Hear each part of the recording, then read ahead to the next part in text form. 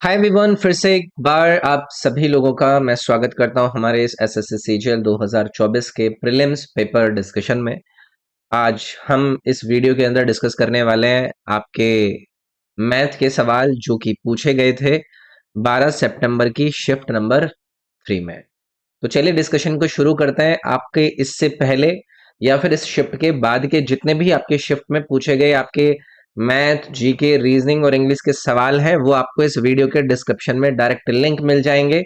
उन पर जाकर आप सारी वीडियोस को चेक कर सकते हैं। अगर ये वीडियो आप लोगों को फायदा थोड़ा सा भी देती है तो इस वीडियो को लाइक जरूर करना है। डिस्कशन को शुरू करते हैं। कोई नया स्टूडेंट है, मेरे इस एप्लीकेशन EDU24 को डाउनलोड करके इस पर अवेलेबल कंटेंट को एक बार एक्सप्लोर जरूर कीजिएगा आपकी किसी भी वनडे एग्जाम की तैयारी के लिए।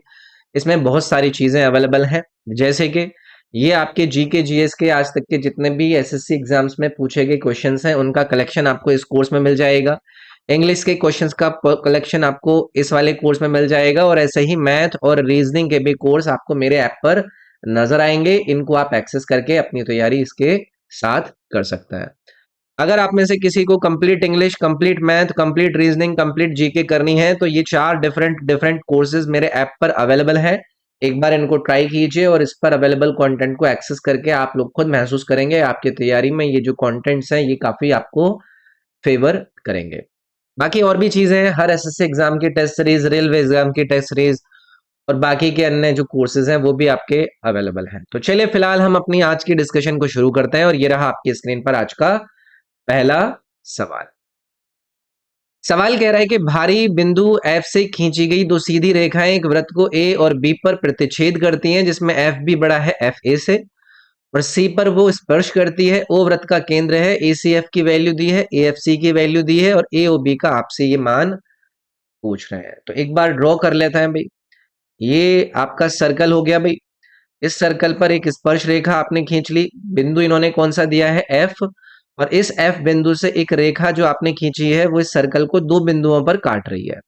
वो बिंदु कौन कौन से हैं, A और B। इसमें कहा है कि जो AF है वो छोटा है किससे, BF से। तो इस तरीके से आपके ये आएंगे। इस बिंदु पर ये टच कर रही है, इसको हमने C मान लिया।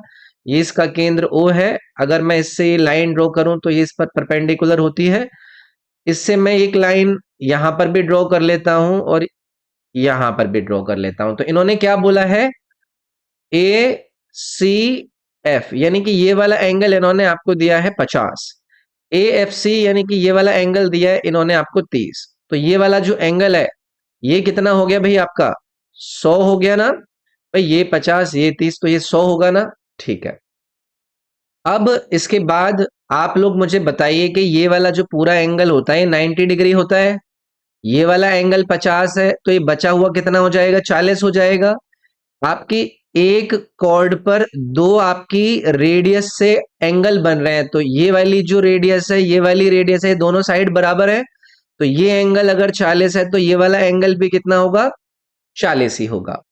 तो इतनी बातें अभी तक आपको क्लियर हो रही हैं। उसके बाद ये जो पूरी लाइन है ये कितना एंगल बनाती है, 180 का। इस 180 में से ये वाला जो एंगल है ये आपका 100 है, ये वाला एंगल 40 है, तो इधर बचा हुआ ये कितना हो जाएगा, 40 होगा। फिर से ये भी रेडियस है, ये भी रेडियस है, तो ये वाला एंगल कितना होगा, 40 होगा। इन्होंने आपसे पूछा था कि ए ओ बी यानी कि ये वाला एंगल कितना होगा। अगर एक एंगल 40 यहां पर है, दूसरा एंगल 40 यहां पर है, तो ये वाला एंगल कितना हो जाएगा, 100 हो जाएगा, क्योंकि एक ट्रायंगल के तीनों कोणों का योग 180 होता है। तो ऑप्शन नंबर यहां पर आपका कौन सा बन जाता भाई, सी बन जाता। जैसे जैसे इन्होंने हमें लैंग्वेज दी थी सवाल की उसको अप्लाई कर दिया और आंसर निकाल लिया। किसी को अगर थोड़ा सा समझ में ना आया हो तो वीडियो को स्लो करके आप देख सकते हैं, उससे आपको हेल्प मिल जाएगी। चलिए भी अगला सवाल देखते हैं। इन्होंने कहा है कि किसी बिल पर 25% की एकल छूट और क्रमशः 15 और 20 की दो क्रमिक छूट के बीच का अंतर 28 रुपए है। बिल की राशि ज्ञात करें। भाई एक डिस्काउंट इन्होंने कितना दिया है, 25, और फिर दो अलग अलग आपको सक्सेसिव डिस्काउंट्स दिए कितने कितने के, 15 और 20 के। तो इसका जो आपका फाइनल नेट डिस्काउंट आएगा वो कुछ इस प्रकार से निकालते हैं भाई हम। 20 से 5 बार, 5 से 3 बार, ये कितना हो गया 35, 35 माइनस 3 यानी कि ये वाला आपका नेट कितना आया 32। इन दोनों के बीच का अंतर कितना है भाई 32 माइनस 25, 7%। इस 7% की वैल्यू आपको इन्होंने दी है कितनी 28 रुपए। तो आपसे पूछूंगा कि 1% की कितनी होगी, तो 28 डिवाइडेड बाई 7 यानी कि 4 रुपए। तो कुल बिल कितने का है, यानी कि 100% की वैल्यू पूछ रहे हैं, तो 100 इंटू 4 यानी कि 400 रुपए का कुल बिल रहा होगा। इसीलिए इसमें आपका ऑप्शन नंबर 2 करेक्ट हो जाता। चलिए आगे बढ़ते हैं। अगला सवाल है, ये कह रहे हैं कि इनमें से कौन सी संख्या है दो की 2, 5, 10 और 11 से विभाज्य है। ऑप्शन वाइज आप जाओगे तो आसानी आप लोगों के लिए रहेगी। पहली चीज, कोई संख्या अगर 2 से विभाज्य है तो उसकी जो यूनिट डिजिट है वो भी 2 से डिवाइड होनी चाहिए। तो ये वाला ऑप्शन तो हमारा एलिमिनेट हो गया। यूनिट डिजिट इसमें 7 दिया गया है, वो तो 2 से विभाजित नहीं होगा। 5 से भी अगर विभाजित है तो यूनिट डिजिट या तो 0 हो या फिर 5 हो। तो ये जो आपका ऑप्शन नंबर बी दिया गया है इसमें यूनिट डिजिट 2 दिया गया है। तो अगर कोई संख्या 5 से विभाजित है तो यूनिट डिजिट 0 और 5 ही तो होता है, ये भी एलिमिनेट कर दिया। 10 से अगर विभाजित है तो आपका यूनिट डिजिट 0 ही होना चाहिए।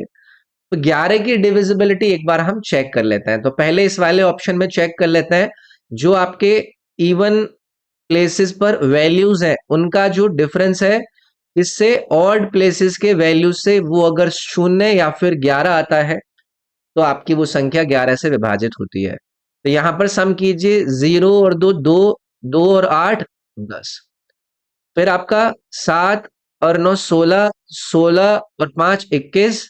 इन दोनों के बीच का अंतर कितना आ रहा है 11 आ रहा है ना। तो मैंने आपसे कहा कि कभी भी इस प्रकार के अंतर या तो आपको 11 या फिर अगर 0 मिलते हैं तो वो संख्या आपकी 11 से विभाजित होती है।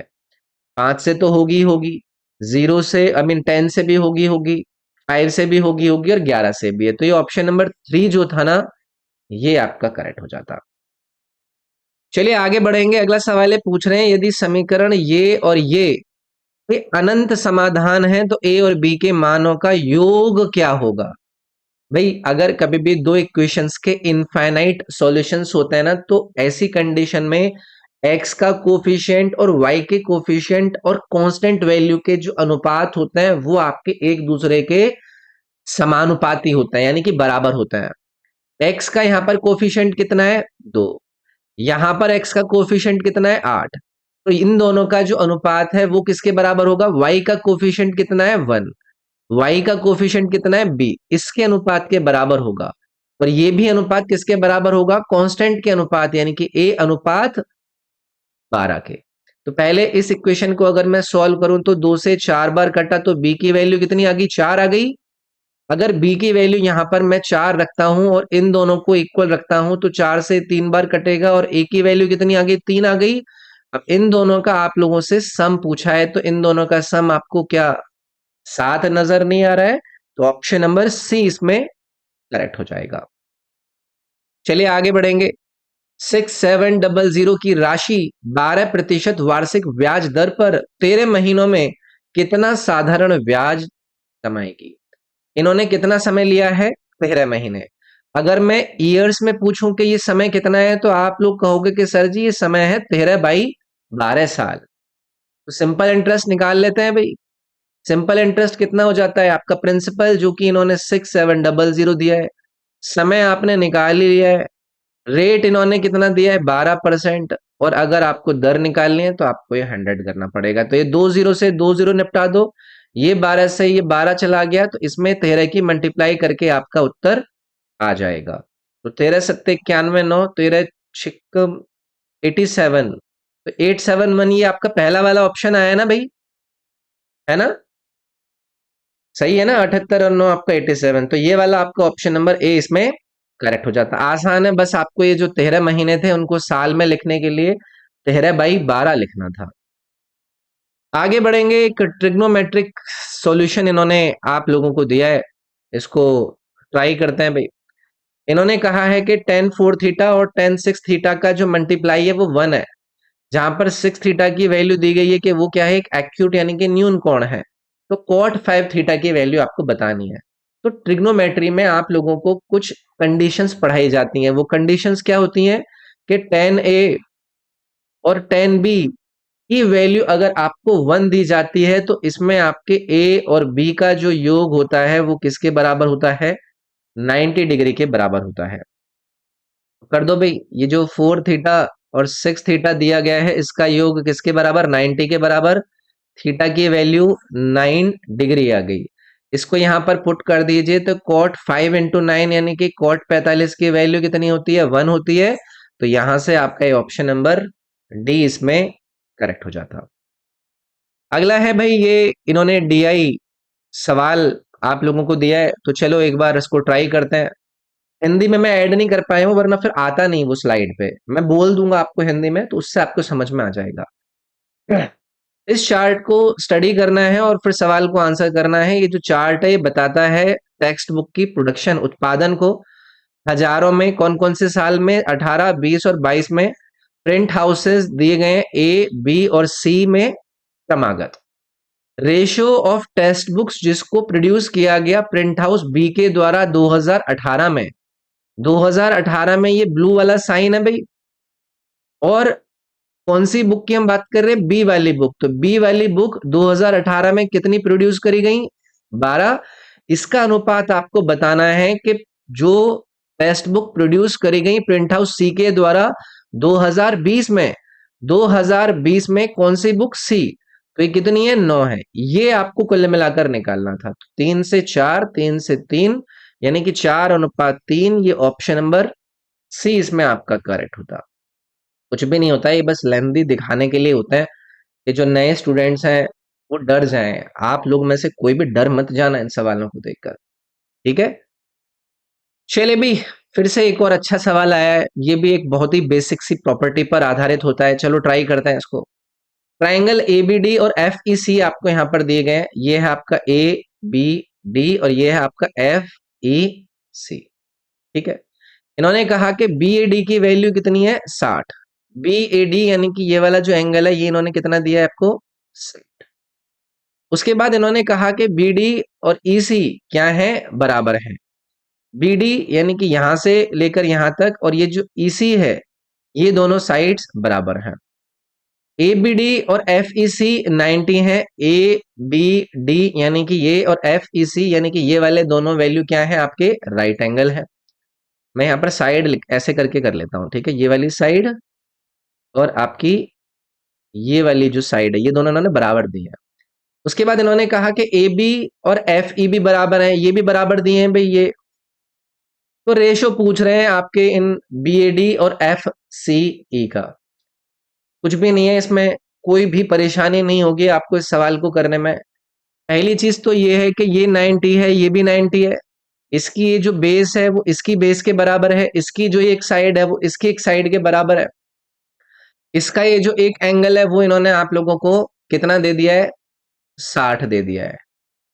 तो अगर मैं सबसे पहले इस ABD एंगल को आप लोगों के साथ डिस्कस करता हूं, देखो सवाल का आंसर निकल आया है, मेरा आंसर आपका ये होगा, लेकिन क्योंकि एक्सप्लेन करना होता है तो थोड़ा सा टाइम लेना चाहिए।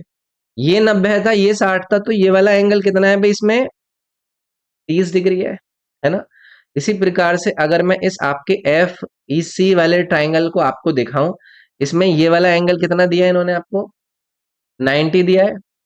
FCE ये वाला जो एंगल है FCE ये वाला एंगल कितना होगा? ये वाला एंगल भी 30 डिग्री ही होगा। क्यों? क्योंकि जो ADB यानी कि ये वाला एंगल है और जो FCE ये वाला एंगल है वो इन्होंने क्या दिए थे? वो इन्होंने बराबर दिए थे। तो ट्रायंगल ये दोनों क्या हो गए? आपके कॉन्ग्रुएंट हो गए, सर्वांग सम हो गए। इसलिए आपके वो दोनों एंगल क्या हो जाते? बराबर हो जाते। तो अगर ये 30 है तो ये भी क्या हो जाएगा आपका? इसमें 60 हो जाएगा। आप लोगों से इन्होंने क्या पूछा है? BAD ये कितना है? 60 डिग्री। FCE ये वाला एंगल कितना है? 30। इनका अनुपात पूछा है तो ये अनुपात आपको 2:1 नहीं दिख गया? कुछ भी नहीं होता है ये। जब आपको ये पढ़ रहे थे ना तभी आपको समझ में आ गया था कि ये दोनों क्या होंगे? आपके कॉन्ग्रुएंट होंगे, सर्वांगसम होंगे। वो एंगल दिख जाते हैं, अनुपात निकालना होता बस। लेकिन नए स्टूडेंट्स होते हैं तो थोड़ा सा एक्सप्लेनेशन बनता है। फिर से डीआई का सवाल आ गया है। हिंदी ऐड नहीं हो पाती वरना इमेज ऐड नहीं हो पाती यार, तो एक बार इसको पढ़ लेते हैं पहले, ठीक है। इन्होंने कहा है कि फॉलोइंग पाई चार्ट है, उसमें परसेंटेज डिस्ट्रीब्यूशन बताया गया है टोटल 1600 एम्प्लॉयज का एक डिफरेंट डिपार्टमेंट्स के अंदर, एक कंपनी के अंदर। टेबल शो करता है रेशियो ऑफ मेल और फीमेल एम्प्लॉयज का अलग अलग डिपार्टमेंट में, ये आपको अनुपात दिया है। इंफॉर्मेशन पढ़िए और सवाल का आंसर पढ़िए, बताइए। ये पूछ रहे हैं what is the percentage of the number of employees in production department. Production department में आपको प्रतिशत नंबर ऑफ एम्प्लॉयज बताने हैं। What is the percentage of the number of employees in production department to the number of female employees of all the department taken together. Percentage of number of employees, आपको number of employees का प्रतिशत बताना है production department में, किसकी तुलना में? सभी डिपार्टमेंट में जितनी महिलाएं हैं उनका कितना प्रतिशत महिलाएं हैं आपकी, कितने प्रतिशत एम्प्लॉय हैं आपके प्रोडक्शन डिपार्टमेंट में। एक एक करके सॉल्व करते हैं, ध्यान दीजिएगा, अच्छा सवाल है, इसमें ज्यादा समय नहीं लगता है। सबसे पहले मैं क्या निकालता हूं, प्रोडक्शन डिपार्टमेंट में कितने एम्प्लॉय हैं वो निकालो। ये प्रोडक्शन डिपार्टमेंट है, ठीक है। प्रोडक्शन डिपार्टमेंट के अंदर कितने प्रतिशत है? 30%। तो 30% आपको किसका निकालना है? टोटल नंबर ऑफ एम्प्लॉयज, यानी कि 1600 का। ये जीरो हमने निपटा दी, 16×3 = 48, यानी कि 480 एम्प्लॉयज हैं आपके प्रोडक्शन डिपार्टमेंट के अंदर, ओके। ये कितना प्रतिशत है किसका? सारे डिपार्टमेंट में जो महिलाएं हैं उनका। तो पहले आपको सारे के सारे डिपार्टमेंट में निकालना पड़ेगा कि भैया टोटल एम्प्लॉयज कितने हैं, और फिर उसमें आपको निकालनी पड़ेंगी इन अनुपातों के हिसाब से कि कितनी महिलाएं बन रही हैं। थोड़ा सा लेंदी है बट कोई बात नहीं, फटाफट से करते हैं, ठीक है। सबसे पहले आप एचआर डिपार्टमेंट की तरफ देखिए, वो कितना है? 8%। तो 16, आई मीन अगर मैं account department, I mean HR department की यहां पर बात करूं, तो एचआर डिपार्टमेंट के अंदर कितने हैं आपके? आपका 16 × 8 कितना हो गया? 128 ना। अब ये 128 एम्प्लॉय हैं आपके एचआर डिपार्टमेंट में, जिसमें महिलाएं कितनी है? 3:5 में। तो 5 महिलाएं हैं, 3 और 5 टोटल सम कितना है? 8, यानी कि 5/8 करना है मुझे 128 का। तो ये कितना हो गया? 8 एकम 8, 8×6 = 48, 16×5 = 80, यानी कि एचआर डिपार्टमेंट में कितनी महिलाएं हैं भाई? 80 महिलाएं हैं, ठीक है। आईटी डिपार्टमेंट में टोटल एम्प्लॉय कितने हैं? 15। तो इस 1600 का 15% निकालोगे तो 16 × 15 जब आप करोगे इस आईटी डिपार्टमेंट के अंदर कितना आएगा? 240। तो यहां पर टोटल एम्प्लॉय कितने हैं? 240। लेकिन इसके अंदर महिलाएं कितनी है? 3/5। तो इसका आप निकालिए 3/5, ठीक है।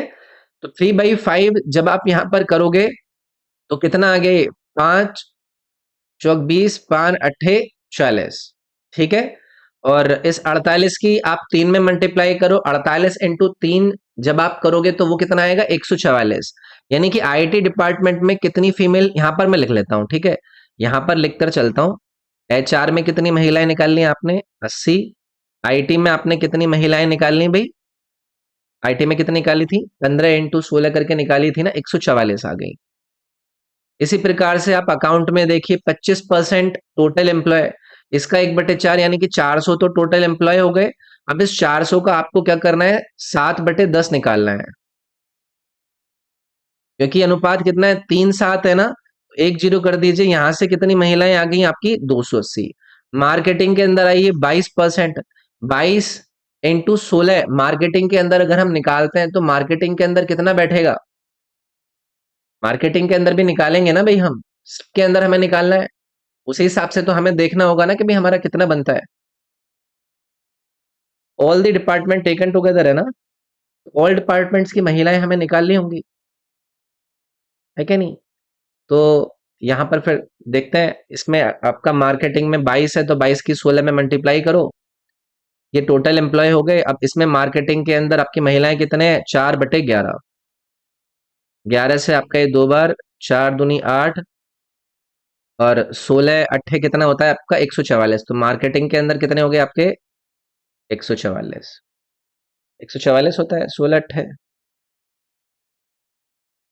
16×8 कितना होता है भाई? ये आपका 128, ठीक है ना। उसके बाद प्रोडक्शन में देख लीजिए, प्रोडक्शन में टोटल एम्प्लॉय आपके 480 थे। इस 480 में आपको महिलाएं निकालनी है, तो वो कितनी है, 3/8, 8×6 = 48, 6×3 = 18, इसमें महिलाएं कितनी है भाई, 180। अबे टोटल महिलाएं सम कर लीजिए भाई, आपका 0 और 8, 8×4 = 12, आपका 2 आ गया, 9 और 2 11, 11 और 8 19, 4 23, 8 31, 3 4 5 6 7 8, 812 टोटल महीनाएं हैं। अब आपको ये निकालना था कि इस 812 का ये 480 कितना प्रतिशत है। ये सॉल्व करना है, इनटू आपको 100 करना पड़ेगा। भाई देखो, जिन लोगों का हाथ साफ होता है वो लोग तो फटाफट से निकाल लेते हैं, लेकिन जिन लोगों का थोड़ा सा तंग होता है वो सवाल को स्किप कर देते हैं, लेकिन इस सवाल को आप बाद में अटेम्प्ट कर सकते हैं। तो यहाँ से आपका कितना आ जाएगा, आ, ये आपका लगभग 500 मान लीजिए ना, इसको 5×8 मान लीजिए, 5/8, 1/8 कितना हो गया, 16, 7, ये लगभग 59 समथिंग आएगा भाई, ये आपका डी ऑप्शन होगा इसमें। ठीक है, तो थोड़ा सा टाइम लगा है, लेकिन आप लोगों को भाई करना पड़ता है ये सब। इसके अलावा और कुछ है नहीं कि इसका कोई ट्रिक है, आपको निकालना ही पड़ेगा। सब डिपार्टमेंट में से महिलाएं निकालोगे अनुपातों के हिसाब से, फिर उनको जोड़ोगे, फिर ये बताओगे कि भाई 480 से 812 का कितना है, तो वो आपका आंसर यहाँ पर विकल्प नंबर डी के रूप में आता। चलिए भाई अगला देखते हैं। संख्या ए को न्यूनतम कौन सा मान दिया जाना चाहिए ताकि ये जो संख्या है वो 8 से विभाज्य हो जाए। भाई 8 से कोई संख्या डिविजिबल अगर होती है तो उसमें क्या होता है कि लास्ट की जो 3 डिजिट होती हैं 6A2, वो तीनों की तीनों 8 से डिविजिबल होनी चाहिए। अब सबसे छोटी संख्या आप देकर देख लो, आप इसमें एक ही जगह पर पहले 0 डालकर देख लो, तो 600 जो 2 है क्या वो 8 से डिवाइड हो जाएगा क्या, नहीं हो रहा। तो 0 आप कैंसिल कर दोगे, इसमें 1 डाल के देख लो, 612 8 से, 8×7 = 56, इससे भी नहीं जा रहा, 1 भी नहीं है। 2 डालकर देख लो, 622, ये भी नहीं जाएगा 8 से, ये भी नहीं है। 3 डालकर अब यही होगा, 632, 8 से करोगे, 8×7 = 56 और 8×9 = 72, तो देखो ये 3 आता आपके इस ए वाले प्लेस पर, सो दैट के ये जो संख्या थी वो 8 से डिविजिबल हो जाती। चलिए आगे बढ़ेंगे। सवाल आपका ये पाइप एंड सिस्टम वाला है, चलो इसको देखते हैं क्या कहता है। इन्होंने कहा है कि भाई दो पाइप हैं, इसको इस वाले पेन से करता है। दो pipe A B can fill tank in इतने और इतने आवर रेस्पेक्टिवली। अगर दोनों पाइपों को आप साइमल्टेनियसली ओपन कर दें, यार आसान है ना, ये ए है, ये बी है, ये इसकी जो समय ले रहा है वो कितना ले रहा है, 4/5, बी कितना ले रहा है, 2। एलसीएम निकालोगे, एलसीएम जब आप निकालते हैं किसी भी इस प्रकार से दी गई संख्या का, तो वो आप किस प्रकार से निकालते हैं, या तो आप इनको दोनों को कॉमन कर लो, नहीं करना चाहते हो कोई दिक्कत नहीं है। तो आपका यहाँ से जो एलसीएम आएगा वो कितना आएगा भाई, आपका एलसीएम लेंगे आप इसका, और नीचे लेंगे आप एचसीएफ। ठीक है, तो यहां से जो आपकी कैपेसिटी बनी ए की वो कितनी बनी, 4/4/5, तो इसकी कैपेसिटी 5 बनी, इसकी कैपेसिटी कितनी बनी, 2। इन दोनों को जब आप एक साथ काम कराओगे तो वो कितना हो गया, 7। यानी कि प्रति घंटा इनकी कैपेसिटी काम करने की है 5 यूनिट और 2 यूनिट।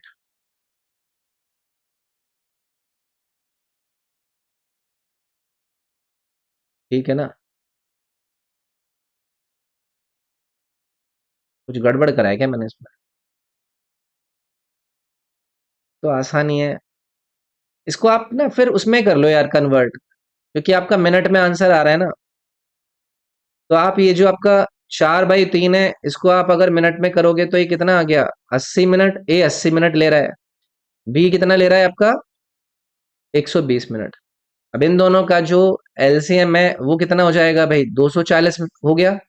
इसकी आपका 3 यूनिट हो गई, इसकी आपका 2 यूनिट हो गई, दोनों की कंबाइंड यूनिट 1 मिनट में 5 हो गई। तो कितना टाइम लिया गया, 5 से आप डिवाइड कर देंगे, 5×4 = 20, 5×8 = 40, 48 मिनट लगेंगे ना भाई। सी ऑप्शन इसमें करेक्ट हो जाता। वैसे भी कर सकते थे, लेकिन इससे आपका थोड़ा सा एलसीएम वगैरह लेने वाला जो डाउट बनता है वो आसान रहेगा। अगला है ये अलजेब्रा दिया गया है। वैल्यू पुटिंग करके ऐसे सवालों को करने में ज्यादा मजा आता है। तो आप देख सकते हैं कि क्या वैल्यू पुटिंग करें कि हमारा जो दोनों साइड है वो बराबर हो जाए। अगर मैं इसमें 1 1 1 रखूं तो इधर आपका 3 बनेगा, इधर अगर मैं 1 1 रखता तो मेरा 2 ही आता। तो आप वैल्यू पुटिंग ना करें तो थोड़ा सा ज्यादा सही रहेगा। इसको हम क्या करते हैं ना, एडजस्ट कर लेते हैं। जैसे इन्होंने ये वाली वैल्यू दी है, इसमें 2 की मल्टीप्लाई कर लो आप इधर की साइड में। तो ये 2a हो गया प्लस 2c हो गया माइनस 2 हो गया। अब इसको रीअरेंज कर लो, इधर की साइड ले जाओ। तो इसको मैं रीअरेंज जब करूंगा तो a वाली एक इक्वेशन बना लूंगा, कौन सी, ए स्क्वायर माइनस 2 है और एक माइनस 1 ले लो यहाँ पर। फिर बी स्क्वायर को अलग रहने दो क्योंकि सी का वो नहीं मिल रहा है वहां पर। और उसके बाद सी की एक क्वाड्रेटिक इक्वेशन बन जाएगी, C square minus 2c minus 1 plus 1 sorry, उधर आएगा ना तो प्लस 1 हो जाएगा और इसकी वैल्यू 0 के बराबर है। तो यहां से ये जो आपको वैल्यू दी गई है वो किसका स्क्वायर है, a माइनस 1 का स्क्वायर है प्लस ए बी का स्क्वायर है, ये आपका c माइनस 1 का स्क्वायर है। अब इन तीनों का अगर स्क्वायर सम 0 के बराबर है तो a की वैल्यू 1 है, b की वैल्यू 0 है और c की वैल्यू 1 है। यही पुट कर दीजिए, a की वैल्यू 1 1, b की वैल्यू 0 0, c की वैल्यू 1 1। तो इन दोनों का जो तीनों का सम है वो कितना आ जाएगा, 2 आ जाएगा। ऑप्शन नंबर यहां पर आपका बी करेक्ट हो जाता। ठीक है, चलिए अगला सवाल देखते हैं। पूछ रहे हैं कि एक नाविक धारा के विपरीत 2 किलोमीटर 1 घंटे में तय करता है, यानी कि इसकी चाल दे रखी है इन्होंने, और धारा के साथ 1 किलोमीटर 10 मिनट में तय करता है, ये भी एक चाल दे दी है।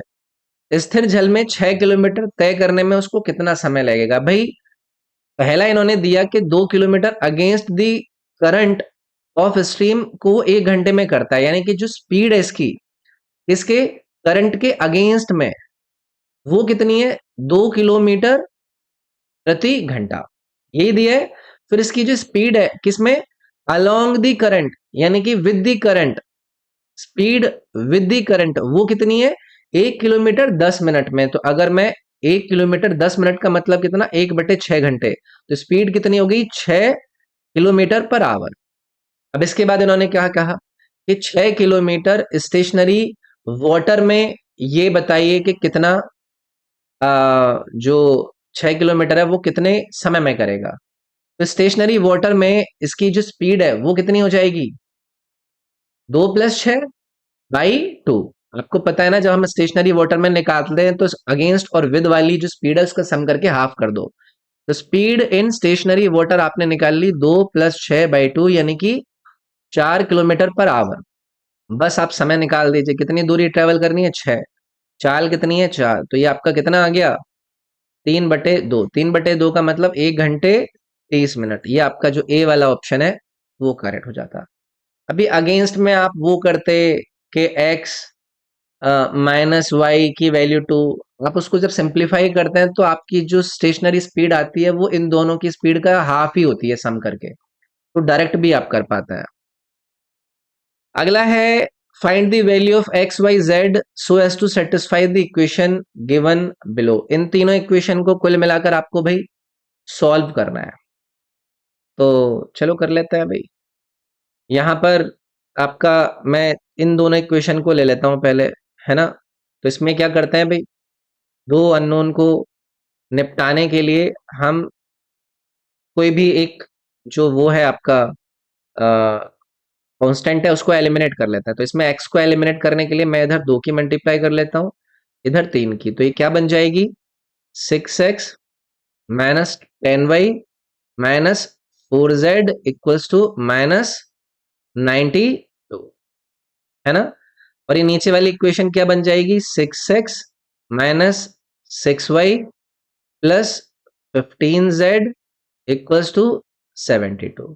अब इसको मैं माइनस कर देता हूं, इसको माइनस कर देता हूं, ये माइनस हो जाएगा, ये प्लस और ये भी प्लस, ये कैंसिल आउट हो गए। तो ये कितना आ गया भाई, यहां से आपकी एक और equation 4y plus 19z equals to 416। ये आपकी एक इक्वेशन आ गई y और z के टर्म में। ठीक है जी। ऐसे ही आप ऊपर से x को एलिमिनेट कर लो। इसमें मैं 3 की मल्टीप्लाई कर देता हूँ, इधर मैं 5 की मल्टीप्लाई कर देता हूँ। तो इधर अगर मैं 3 की मल्टीप्लाई करूंगा तो कितना आ जाएगा, 15x minus 9y plus 21z equals to 66। यहां पर लिख देता हूं ना, -9y plus 21z equals to 66। इसमें क्या करता हूं, 5 की 15x 25/10z, 5 चौक 20 और 3 23, ये आपका माइनस का आ गया। अब इसमें क्या कर दो, फिर से इसको माइनस कर दो, ये माइनस हो जाएगा, प्लस ये प्लस ये प्लस, ये कैंसिल आउट हो गया। ये कितना आ गया, 25 प्लस 9 आपका 34y, प्लस ये कितना आ गया आपका 31z, और इसका वैल्यू कितना आ गया आपका 692। अब इस इक्वेशन और इस इक्वेशन को सॉल्व करने का हिसाब देख लो, ठीक है। तो इक्वेशन सॉल्व करनी पड़ेंगी यार, इसमें और क्या है, एडजस्ट करके फिर यहाँ से इन दोनों इक्वेशन को सॉल्व करके y और z के मान आ जाएंगे, उनको पुट करके x की वैल्यू निकाल लेना, ठीक है। तो निकल आएगा, बस थोड़ा सा कैलकुलेशन वाला पोर्शन है इसका। बताना आप मुझे इसमें आंसर कितना आया है इसका, क्वेश्चन नंबर 14 का। फिर से डीआई सवाल दे दिया भाई इन्होंने कहा कि 2010 में एक कंपनी का टोटल एक्सपेंडिचर को कैटेगराइज करा गया है अलग अलग डिफरेंट एक्सपेंसेस में, एंड उनका जो परसेंटेज डिस्ट्रीब्यूशन है उसको इलस्ट्रेट किया गया है इसमें। अरे निकालना क्या है इसमें, इसमें क्वेश्चन तो लिखा ही नहीं, तो यार ये इनकम्प्लीट रह गया इस सवाल में, इसका सवाल ही ऐड करना भूल गया। चलो इसको बाद में देख लेते हैं, वैसे कुछ भी नहीं होगा इसमें, आसानी होता है। अगला सवाल है सरकमफेरेंस, एक कोनिकल टेंट के बेस की आप लोगों को दी है इतनी, हाइट उसकी इतनी है। कर्व्ड सरफेस एरिया बताइए भाई, कर्व्ड सरफेस एरिया किसी कोन का क्या होता है, पाई आर एल होता है कि नहीं। और अगर मैं सरकमफेरेंस की बात करूं तो सरकमफेरेंस क्या होता है, 2 पाई आर, जिसकी वैल्यू उन्होंने दी आपको 32 पाई। पाई से पाई चला गया, 2 से आपका ये 16 चला गया, आर की वैल्यू आपने कितनी निकाल ली, यहाँ पर 16 निकाल ली। अब आप लोग बताइए कि एल की वैल्यू आपकी कितनी हो जाती है, आपका R square plus H square. तो यहाँ पर आर की वैल्यू 16 है, 16 का स्क्वायर, एच की वैल्यू उन्होंने 8 स्क्वायर, तो 16 का स्क्वायर कितना हो गया आपका 256, प्लस ये आपका कितना हो गया 64, यानी कि ये आ गया आपका 320। इस 320 को आप सिंप्लीफाई करोगे तो कितना आएगा आपका, एल की वैल्यू आपकी कितनी आ जाएगी, 64 × 5 है ना ये, तो ये आपका कितना आ गया 8√5 आ गया बाहर, एल की वैल्यू आ गई आपकी। क्रॉस सेक्शनल वैल्यू में आप पुट कर दीजिए, तो पाई आर की वैल्यू आपने 16 थी, एल की वैल्यू 8√5 है, 16 अट्ठे कितना हो गया आपका 128 √5 पाई, तो ये डी वाला जो ऑप्शन है ये करेक्ट हो जाता है इसमें, ठीक है। Find the exact value of sine 150, किसी भी तरीके से निकाल सकते हैं आप इसको, क्या साइन 180 डिग्री माइनस 30 लिख सकते हैं।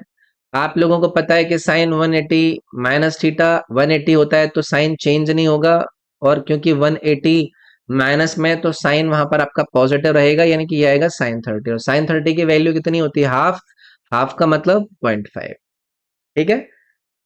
चलिए आगे आएंगे, 2 और 32 का औसत गुणोत्तर क्या होगा। मेन प्रोपोर्शन बताना है आपको, 2 और 32 का मेन प्रोपोर्शन होता है भाई दो संख्याओं का रूट ऑफ ए बी।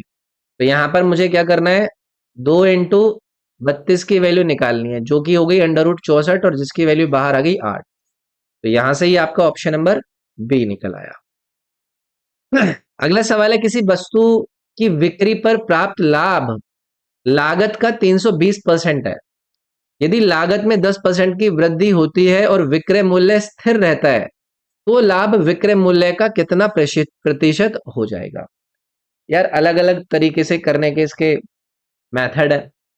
मैं कहता हूं कि इन्होंने क्या कहा है कि प्रॉफिट जो गेन हुआ है ऑन सेलिंग प्राइस एक प्रोडक्ट पर, वो क्या है 320% है कॉस्ट का। इनिशियल जो कॉस्ट है, जो शुरुआती कॉस्ट है, वो आप मान लो कि वो एक्स है, और जो सेलिंग प्राइस है वो मान लो आप वाई है।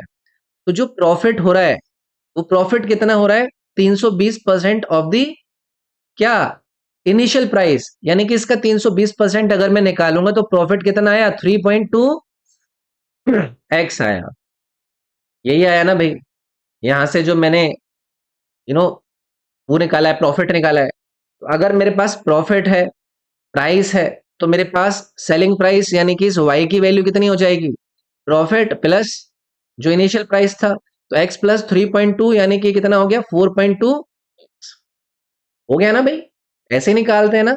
इसके बाद इन्होंने क्या कहा कि if the cost increase by 10%, अब कॉस्ट को 10% से इंक्रीज कर दो, इसको 10% से इंक्रीज करूंगा तो अब आपकी जो फाइनल कॉस्ट है वो कितनी आ गई, वो आ जाएगी 1.1x, है ना। बट सेलिंग प्राइस आपने कहा है कि वो कांस्टेंट है, यानी कि ये इतना ही रहेगा। तो अब बताइए कि कितना परसेंट प्रॉफिट है। तो आपका सेलिंग प्राइस है 4.2x, कॉस्ट प्राइस है 1.1, तो बताइए कि इसमें आपका प्रॉफिट कितना आया, 3.1x आया। अब इसका आपको परसेंटेज निकालना है। किससे निकालते हैं परसेंटेज, इससे। इसका आपको इंटू 100 करना है। तो आप कर लीजिए इसको, 3100 डिवाइडेड बाई 11, 11 से आपका ये 2 बार चला जाएगा। कुछ गड़बड़ कर दी क्या, कुछ गड़बड़ कर दी मैंने। भाई बढ़कर कॉस्ट प्राइस ये हो गया, सेलिंग प्राइस आपका इतना है। अच्छा, इन्होंने पूछा है कि what percentage of the selling price is the profit. तो प्रॉफिट आपने निकाला इतना है, ये कितना परसेंट है सेलिंग प्राइस का, समझ गए। तो आपको कुल मिलाकर क्या निकालना है कि जो प्रॉफिट है वो सेलिंग प्राइस यानी कि इसका कितना है, इसकी वैल्यू निकालनी है आपको। ठीक है, तो कर लो भाई इसको सॉल्व। 3100 डिवाइड बाई 42, ये 7 बार समथिंग जाएगा ये, है ना। तो कितने बार चला गया आपका, 28, और उसके बाद 3 बार और चला जाएगा। तो इसको सिंप्लीफाई करोगे बी आंसर आएगा भाई इसका।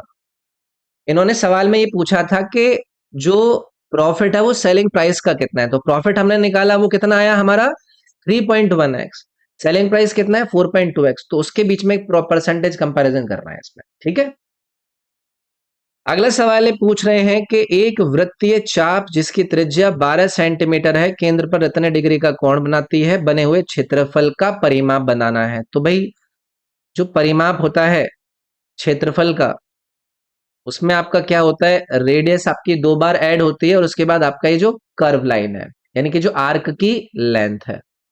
तो अगर मैं इस एल की वैल्यू निकालूं तो ये हम कैसे निकालते हैं, थीटा अपॉन 360 इंटू आप क्या करते हैं 2 पाई आर। इन्होंने वो कितने दिया है थीटा का वैल्यू 30 डिवाइडेड बाई 360 इंटू 2 पाई की वैल्यू 22/7, आर की वैल्यू कितनी दी है इन्होंने 12। तो ये कितना हो गया, 3 से 12 बार, 12 से 12 कट गया। आपका एल की वैल्यू आई है भाई 2 पाई। 2 पाई में आप आर की वैल्यू 2 बार ऐड कर दो, 12 इंटू 2 यानी कि 24। अब इसको आप 3.14 इंटू 2 कर लो, और 24 में तो ये लगभग 630 समथिंग आएगा ना, तो ये बी वाला ऑप्शन हो जाएगा ना भाई इसमें, है ना। चलो आगे बढ़ते हैं। अगला सवाल है, एक व्यापारी 5 किलोग्राम और 3 किलोग्राम दो प्रकार की चीनी मिलाता है जिनकी कीमत 4 रुपए और 6 रुपए प्रति किलोग्राम है।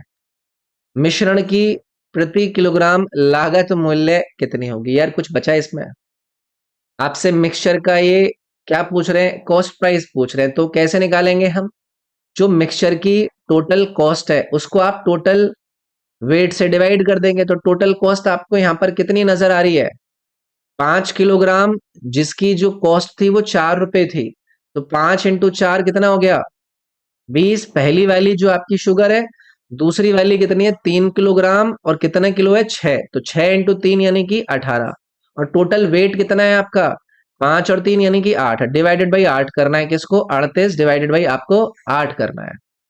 तो उत्तर निकल आएगा 8 चौक 32, 6/8 7 56, तो ये 4.75 ऑप्शन नंबर जो सी था ना वो करेक्ट हो जाता है इसमें। अगला सवाल देखिए, ये पूछ रहे हैं कि सुरेश के खर्च और बचत का अनुपात 3 और 1 है, स्पेंडिंग और सेविंग का अनुपात 3:1 है। उसकी सैलरी, अगर सैलरी की यहां पर हम बात करें, 3 उसने खर्च कर दिया, 1 वो सेव कर रहा है, तो आप बताइए कि इसकी सैलरी कितनी होगी, 400 होगी अगर स्पेंडिंग 300 रही और सेविंग ये रही, क्योंकि स्पेंडिंग और सेविंग मिलाकर ही तो उसकी सैलरी है। अब इन्होंने सैलरी को कितने से बढ़ा दिया 25% से, इस 25% के बढ़ाने का मतलब 5/4 यानी कि सैलरी हो गई अब इसकी कितनी 500। तो ये पूछ रहे हैं कि कितना इसका एक्सपेंडिचर इंक्रीज हो जाएगा अगर उसकी सेविंग जो है वो 10% से बढ़ जा रही है। सेविंग को 10% से बढ़ा दो भाई, यानी कि सेविंग कितनी हो गई 110। तो स्पेंडिंग कितनी हो जाएगी, स्पेंडिंग हो गई 500 माइनस 110, यानी कि ये आपका आया 390। तो 390 हो गया किससे, 300 से। कितना बढ़ा, 90 कितने पर, 300 पर। इसका ही परसेंटेज निकालना है आपका। ये 3 से 30% इंक्रीज हुआ ना, तो ऑप्शन नंबर यहां पर आपका डी करेक्ट हो जाता। ठीक है, चलिए ये आपको एक फिर से इन्होंने डीआई दिया है, अप्लाई करते हैं कि क्या पूछना चाह रहे हैं। Average number of A type of cars produced by the company during 2012 to 2014 is what percentage. A type की जो कार है 2012 से 14, 12 से 14 इनका जो एवरेज है, तो पहले तो इनका सम निकालो भाई, इन तीनों का सम निकालो।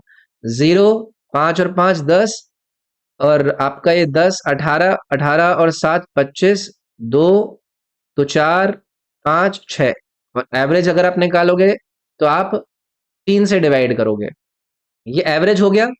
ठीक है, is what percent less than the combined average of B and C type cars produced by company from 2013 से 15। कंबाइंड एवरेज नंबर, तो कंबाइंड एवरेज निकालो बी का 13 से 15 में, 13 से 15 में बी का निकालो भी सम।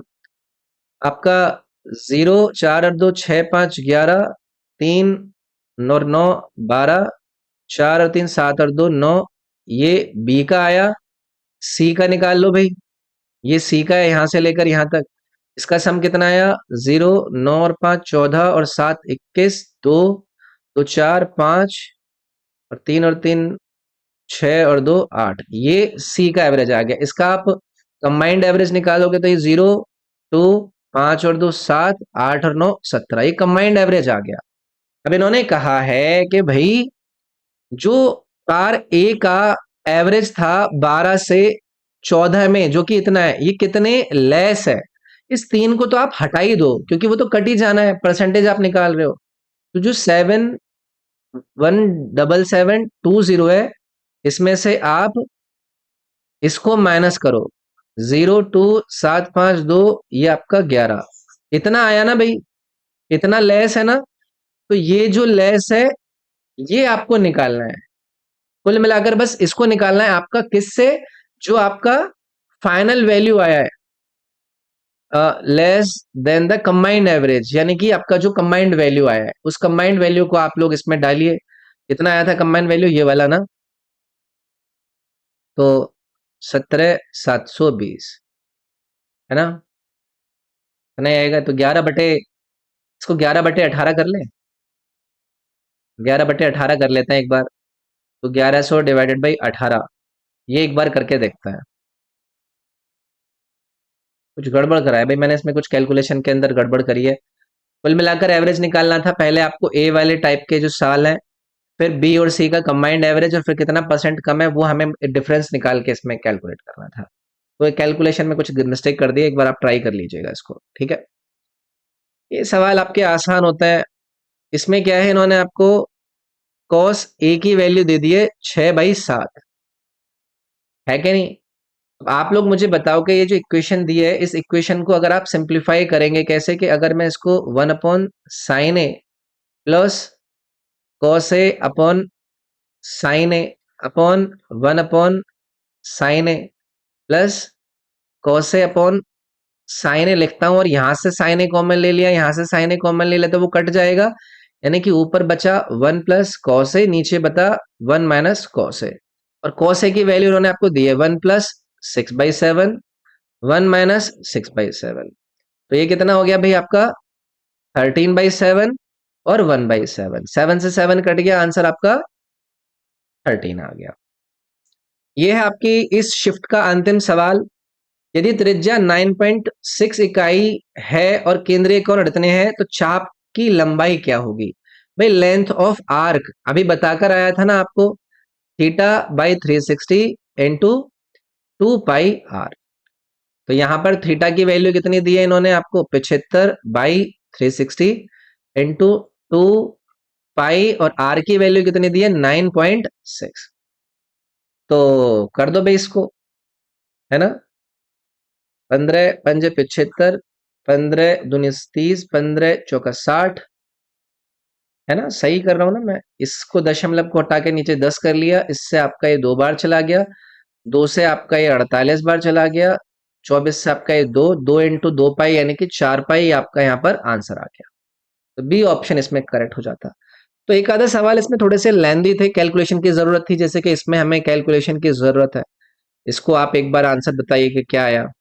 बाकी ये वाले सारे आसानी थे, ये वाला भी हमने निकाल लिया था, ये सब हो गए थे, ये भी हो गया था। इसमें मैंने आपको पूरा सवाल दिया नहीं, तो ये एक हमारा स्किप हो रह गया। इसमें थोड़ा कैलकुलेशन की जरूरत थी, 14वें नंबर सवाल में वो रह गया था। बाकी ये सब हमने कर लिए थे, ये भी हो गए, ये सब हो गए थे। इसमें थोड़ी कैलकुलेशन की जरूरत थी यार, आंसर इसका भी हमने निकाल लिया था। ये आसान थे, ये आसान थे, ये आसान थे। वही ये 2-3 सवाल आपके शिफ्ट में आते हैं जो टाइम टेकिंग होते हैं, बट वही है कि उनको आप एक बार के लिए पहले जब आप गो में जा रहे हैं तो उनको स्किप कर लें, बाद में ट्राई करें, और कैलकुलेशन पर तो देखो काम करना है ही। तो इस वीडियो में इतना ही है भाई। 12 सितंबर की शिफ्ट नंबर 3 के मैथ के आपके सवाल डन है। जो सवाल मैंने होमवर्क में दिए उन्हें आप लोग कमेंट में करके बताएंगे। वीडियो अगर फायदेमंद लगी है तो आप इस वीडियो को लाइक जरूर कीजिएगा। मैं मिलूंगा आपसे अगली वीडियो में। इस वीडियो में इतना ही रखता है, अपना ख्याल रखिए। Thank you, take care, bye bye.